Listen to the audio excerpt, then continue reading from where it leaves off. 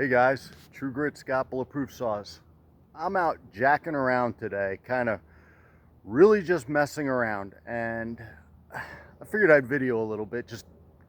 I don't know, I'm messing around, guys, so bear with me. Anyhow, I had a little cherry offcut. It was either the top or the bottom of a slab that I cut, and there was a couple more pieces in it, and I don't remember what happened with it. Anyhow, I threw it off to the side, and I got to looking at it a couple days ago, and I thought, you know, I can get 2 more inch or inch and a half slabs out of it, or inch and a quarter is really what I'm looking for. And what I want to do is I want to make cutting boards or charcuterie boards or whatever you want to call them out of it.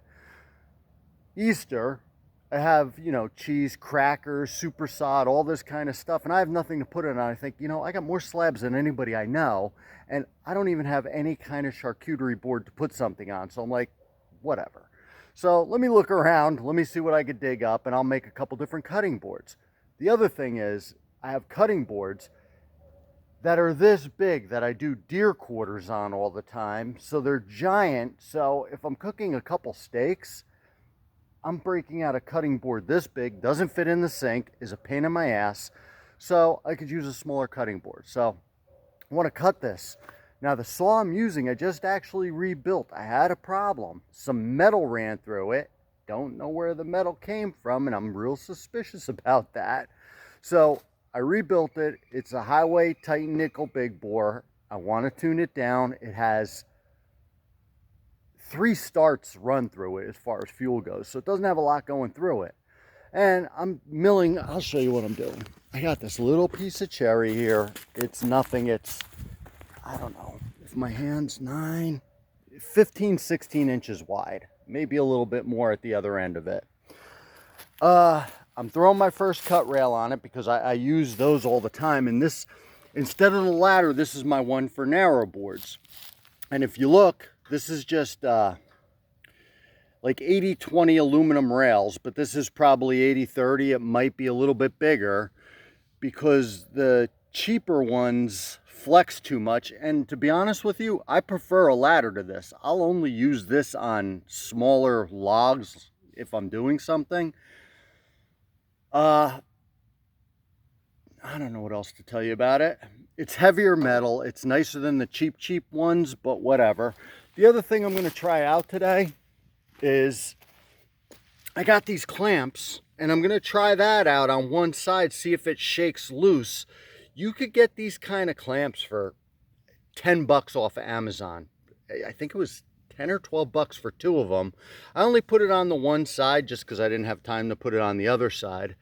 And I'm going to try it out, see if it vibrates loose, see if it works. If you can see, this saw that I rebuilt is one of the older pre-built Farmer Tech 660s, because if you look at the fuel tank, it's still dark blue instead of the see-through. See-throughs are a lot nicer, but that's an old saw there. Another thing I'll tell you about this setup, when you buy these cheap Amazon mills, these jigs for chainsaw milling, the cheap Chinese Alaskan mills, they're great. They work really, really well. I wouldn't waste money on more. And this is my small mill. I think it's a 3-foot mill. I also have a 6-foot mill that I use all the time that I'll make another video on it, but I actually replaced that one with that same 80-30 aluminum extrusion, and I doubled it up so it doesn't flex, but that's another video. But one of the things that I'll tell you is right here, it's smart to put washers on.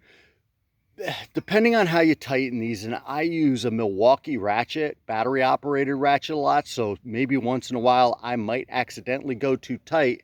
This aluminum will crack on you.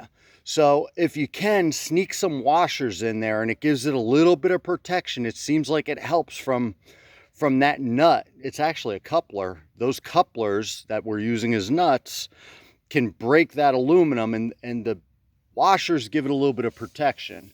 Anyhow, to use this, just so you guys see, you obviously couldn't have that threaded all the way up there because the jig's going to be in the way. So I just took a little piece of scrap stainless tube that I had and moved it out. And I'm not saying this is going to work. I'm just trying something out.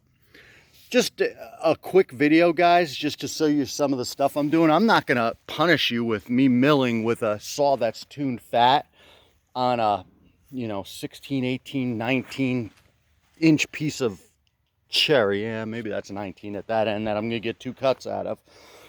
Anyhow, yeah, and I know there's a little piece of red oak under it. That saw actually blew up while I was doing it. That's when it sucked that metal through. That was another Highway Titan nickel cylinder, by the way, and you could see where the metal ran through the piston. The piston has all of these marks in the top of it, and at the roof of the cylinder, it's pretty beat up.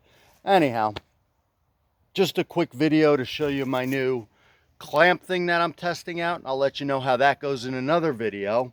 How to make a cheap oiler. I should probably redo that video because, you know, an aux oiler should cost you all of 10 bucks.